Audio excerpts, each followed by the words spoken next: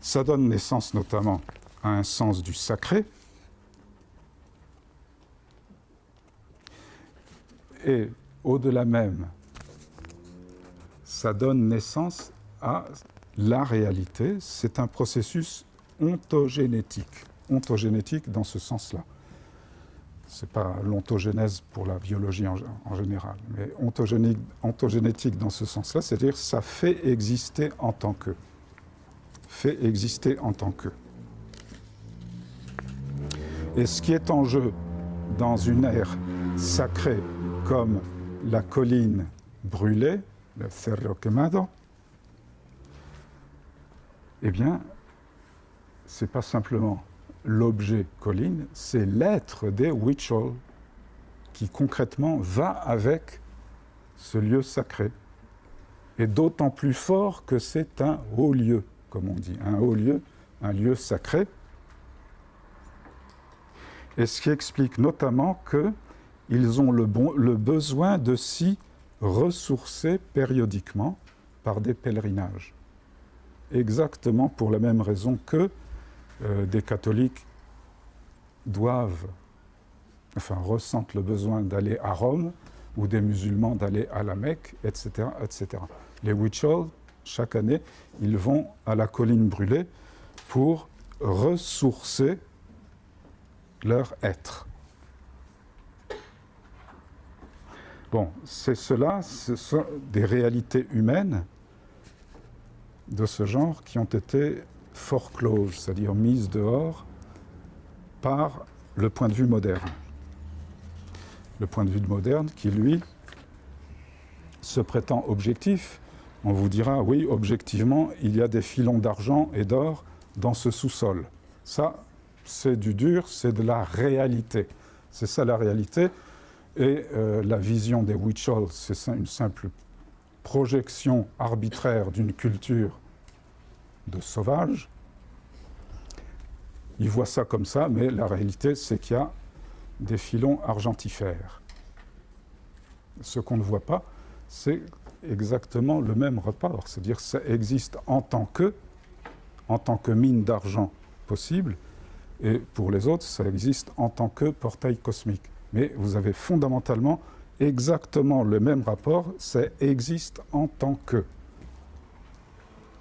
Et si vous creusez l'en tant que de cette compagnie canadienne, il n'est pas plus défendable logiquement que l'autre. C'est-à-dire physiquement, certes, il a des bases plus physiques, mais ça c'est une tautologie, de dire que physiquement il est plus physique.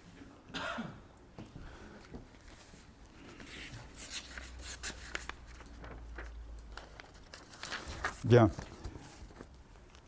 Quand on dit que l'être même des Huichol est engagé dans cette colline sacrée, ça rejoint quelque chose sur quoi je ne vais pas insister aujourd'hui parce que j'en ai parlé quasiment à chaque séance avant, mais en 2 mots pour le rappeler, l'être humain ne se réduit pas à un corps physique, ce que Leroi-Gourhan, l'anthropologue Leroi-Gourhan appelait le corps animal. Il est nécessairement aussi ce qu'il appelait un corps social, à la fois technique et symbolique, c'est-à-dire le déploiement de systèmes techniques et de systèmes symboliques.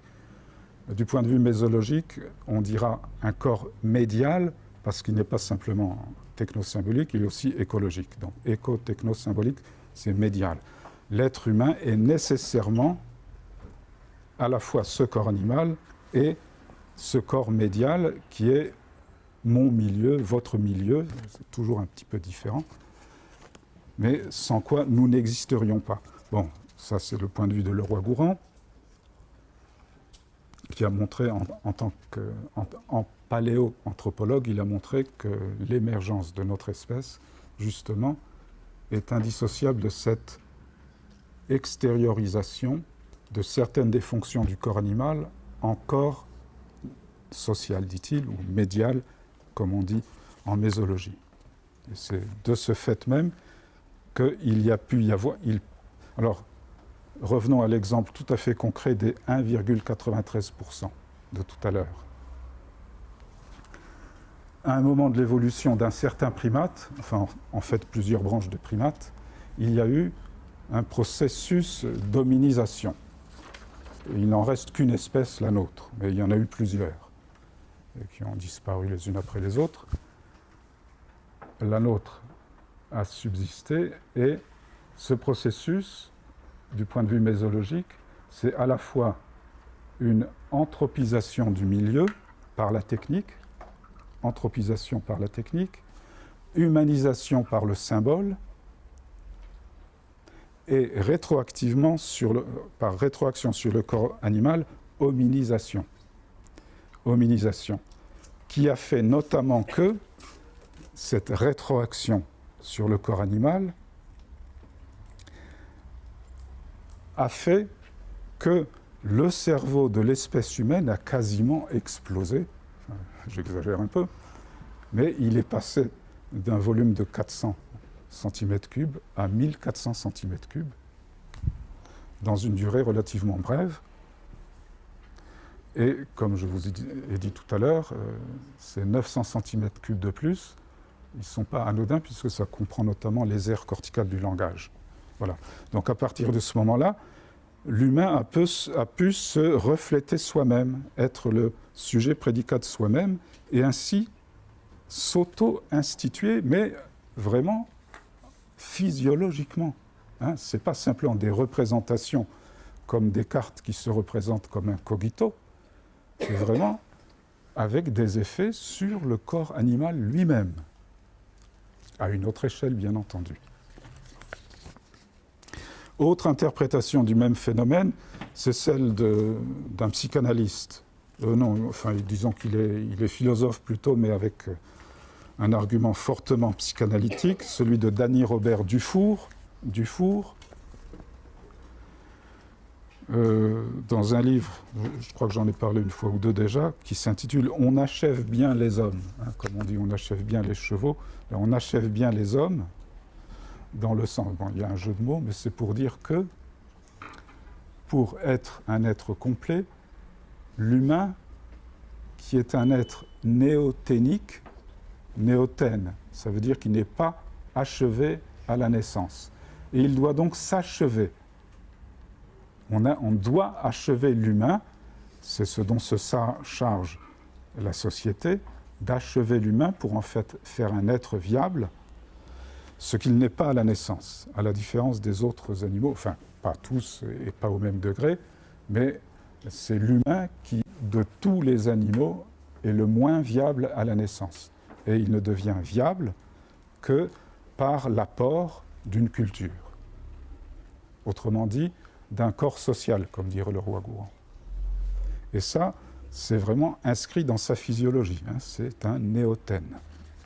Donc, selon Dufour, cette néothénie de l'humain a entraîné ce qu'il appelle le besoin de s'aliéner à un grand autre qui a reçu des noms divers au cours de l'histoire, mais notamment celle de Dieu. C'est le grand autre auquel l'humain doit s'aliéner pour s'achever lui-même. C'est-à-dire qu'il ne peut pas être lui-même sans ce grand autre. Bon, ça, c'est une thèse. Mais du point de vue mésologique, tout en reconnaissant une grande parenté entre ces thèses et celles de la mésologie, on dira de manière plus générale que l'humain, et en particulier l'humain moderne, le cogito, le sujet moderne, est un être qui ne reconnaît pas une partie de lui-même. Ne reconnaît pas une partie de lui-même parce que ce qui est notre corps médial, nous en avons fait un objet ontologiquement distinct de nous-mêmes. Ça a été forclos. Et cette forclusion entraîne un manque à être, comme dit la psychanalyse, qui a des traductions diverses.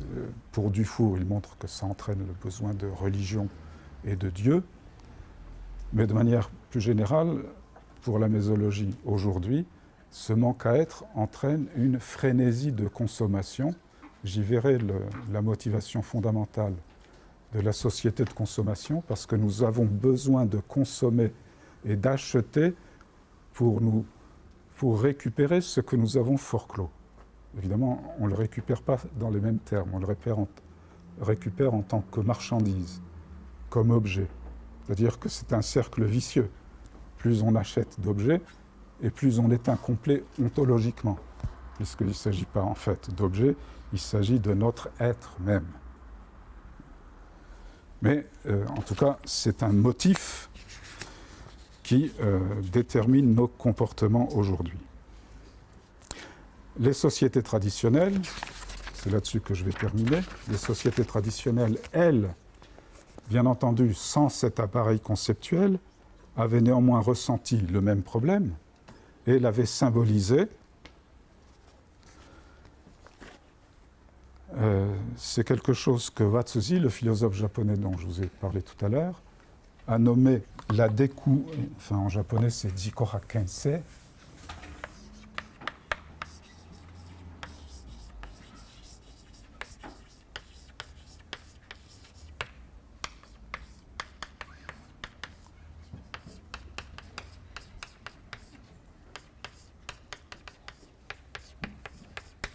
Alors, ça veut dire, Jiko c'est soi, soi. Hakken, ça veut dire découvrir. C'est un suffixe qui conceptualise, donc c'est autodécouvertité, le fait de se découvrir, soi-même dans le milieu.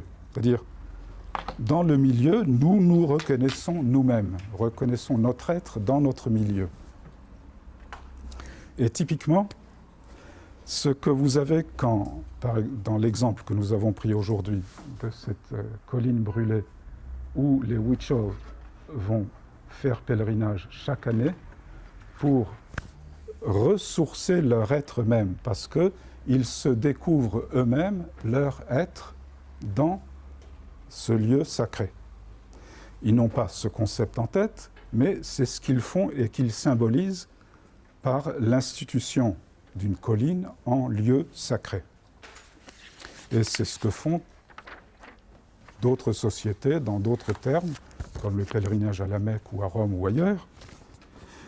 On va ressourcer son être même dans des lieux sacrés. Le sujet moderne, lui, il a focalisé l'être sur le je, moi, je, c'est-à-dire sur le seul individu. Et finalement, qu'est-ce qui reste de sacré dans notre société, pour schématiser? Eh bien, c'est l'individu lui-même, qu'aujourd'hui la société s'interdit même, s'est interdit la peine de mort. On a supprimé la peine de mort, puisque finalement le plus sacré, c'est la vie de l'être humain individuel. Tandis que pour les sociétés traditionnelles, il n'y avait aucun problème à mettre à mort des individus, parce qu'il y avait un corps médial fort vivant.